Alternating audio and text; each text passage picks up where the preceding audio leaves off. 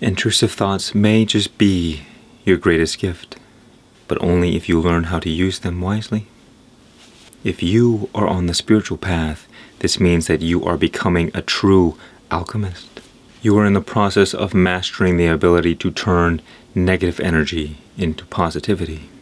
If you're not really into spirituality all that much, let me transmute my language to something that fits your native tongue. Use bad for good. Any person who is successful will always tell you that their most difficult situations in life were always the situations that helped them grow the most. The struggles, the negativity, are what helped shape them into the greatest version of themselves. Now, I'm not here to tell you the same motivational cliches that you've probably heard a million times before. Nonetheless, I'll do it anyway. Either you focus on negativity and allow it to bring you down, or you seek out the positivity in every negative situation and you allow it to bring you up. This is not about thinking positive thoughts, okay? This is about being productive. First, we need to take a step back from our immediate struggle with our intrusive thoughts. We must ask ourselves, what is the frame of mind in which we are approaching this issue? What is the paradigm or the story in our heads that we are telling ourselves about this problem?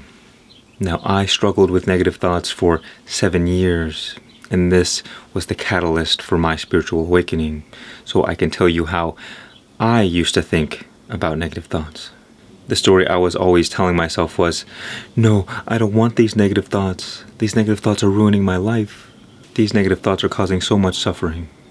Well, you know how people sometimes look in the mirror and repeat affirmations again and again in attempts to affirm a certain kind of reality? Well, if you are constantly telling yourself and reminding yourself that these intrusive thoughts are ruining your life, well, guess what? They most certainly will ruin your life. It's the same kind of issue when people identify with their mental illness. I have ADHD, I have OCD, I have this problem, I have that problem. Look, even if it's true, do you want to be somebody who has that problem? Now, sometimes putting yourself in a little box like that can help you deal with or manage the problem a bit, because you can be part of a community where other people are struggling with the same thing. I very much have had OCD, but if I go around continuously affirming this identity of having OCD, then my mind is going to be focused on all the evidence that reaffirm this identity in myself. If I have an intrusive thought, I might just say, oh, well, that's just because of my OCD. This is just the way I am. These were the cards that life dealt me. You see how these are all stories that we replay in our head? What we do is that once we have come to a conclusion about this is the way things are, then our mind goes and immediately seeks all the evidence to support the story that we already have made up in our mind. And so we take the facts and the data that we gather and then reaffirm the story even more. Oh, okay, yes, this is the way it is. Look at all the evidence that I have. Never realizing that we are specifically hyper-focusing on only the things that reaffirm what we already believe and ignoring everything else. So we want to just kind of relax a bit and not come to any strong conclusions about, oh, well, this is just the way I am. Not creating any identity out of a mental illness, because all of these things can distract us from actually healing, from actually using the situation to grow. Without guidance, it can be easy to stay stuck in this default mode of suffering. You might say, well, it's common sense that these unwanted and intrusive thoughts are ruining your life and hurting you and causing problems. But I want you to ask yourself this question. Is that a mindset that is supporting you, or is it completely unproductive? So what is really the problem here? Is it the intrusive thoughts, or is it our reaction to them? Is it our relationship to them? Our mindset about them? Because at the end of the day, a thought is just a thought, and we project meaning onto the thought and feed it through our fear and belief. If you don't reframe your relationship with your negative thoughts, they will keep you stuck in suffering, and you will always be in this story of trying to get rid of your negative thoughts. But you cannot get rid of automatic thoughts. They arise without any will or effort on your part. That's why they're called intrusive. Now, of course, there are ways to eliminate negative thoughts in that regard. But if you are so focused on trying to get rid of your negative thoughts, you are in for a rough ride. You have set yourself up for an impossible task of endless suffering and struggle, trying to reach a destination that is currently not possible for you. You might try a million different techniques and nothing will work for you because the entire premise, the entire foundation in which you approach this situation is founded on an idea that is not true, that is not productive. Trying to get rid of your negative thoughts is the wrong way to look at it. So what we have to do is dig deep to the root of how we are handling this situation, reframing our relationship to our thoughts, to go from a negative mindset that is unproductive to a positive mindset that facilitates our growth. My favorite analogy that I use in my book, let's see if I can find it. Imagine you are walking down a beautiful path one day. The birds are singing, the flowers are blooming, and a fresh, cool breeze washes over you. Life is good.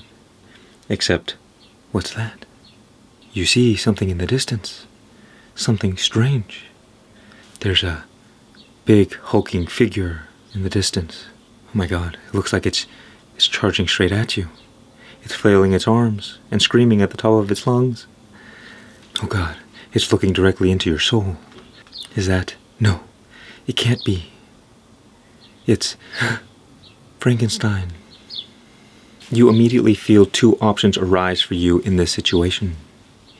Either you start swinging, not the ideal move, or you start running away.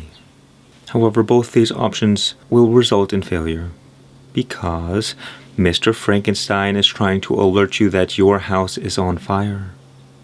You see, our negative and intrusive thoughts can be so ugly and terrifying that we immediately react with fight or flight.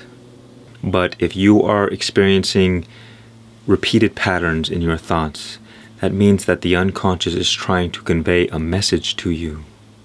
Instead of listening to this message, we go to war with our mind or try to run away from our intrusive thoughts. But the fact remains that your house is on fire whether Frankenstein is there or not. The thing is, your unconscious is doing the best it can to communicate with you.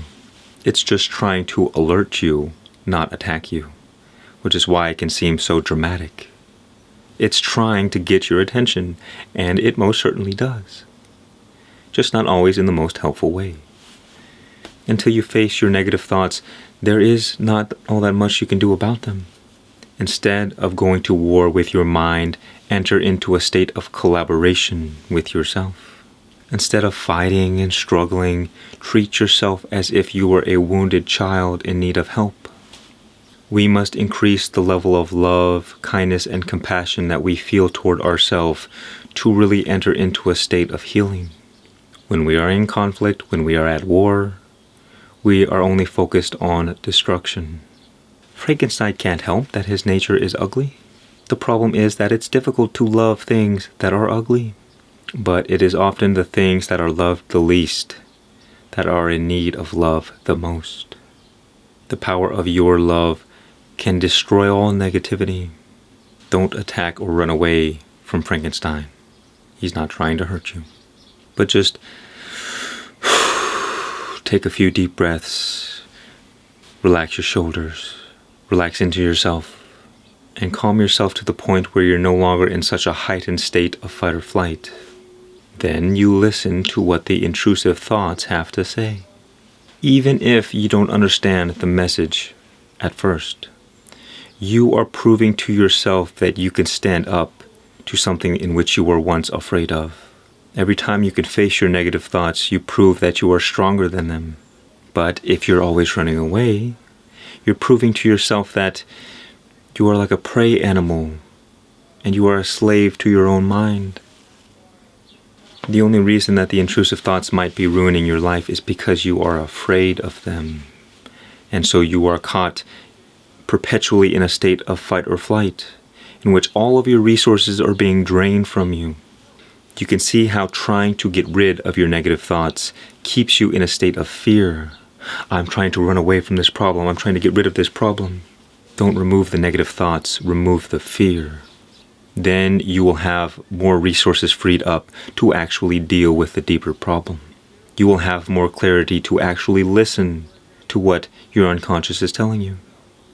When you get comfortable facing your negative thoughts, you realize that there was nothing ever to be afraid of. They are just thoughts, and they cannot hurt you without your permission. Not only does this allow you to develop great inner strength and fortitude, but you step into a healing journey. Just like your dreams, intrusive thoughts contain deep and rich symbolism and patterns that reveal the area in your life that may need to be addressed. They provide a kind of map for self-discovery. You will learn things about yourself that you weren't aware before, and you will discover insights that show you the traumatized parts that need healing. But no true growth can happen so long as you are focused on fighting yourself or running away from your thoughts. That is not a productive mindset and will only cause you trouble. See if you can allow a bit of curiosity to enter into the situation, rather than saying, "Oh my God, my negative thoughts are so bad." Say, I wonder why I'm having these negative thoughts right now. I wonder what this is trying to reveal about me. I wonder what the message could be here. I wonder if these thoughts are trying to tell me that there is some part of me that is traumatized and needs healing. You go from completely unproductive and endless suffering into a journey of self-discovery. You change from a destructive state of mind to a productive one. When you face your intrusive thoughts, you face your fears. When you face your fears, you realize that there was nothing to be afraid of. You grow stronger, more resilient. This is how you take your power back.